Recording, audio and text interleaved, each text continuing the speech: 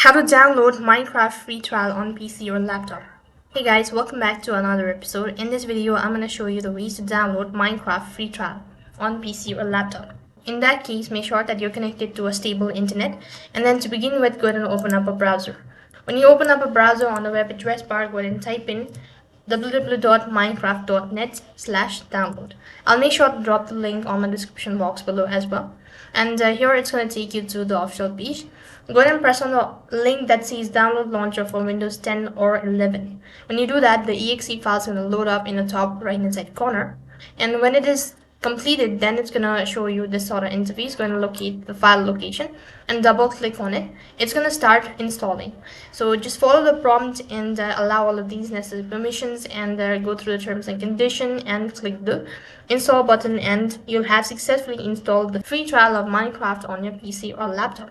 So that is all for this video. I hope the video was helpful. Make sure to like, share and subscribe to our channel. Thank you for watching. See you in the next video.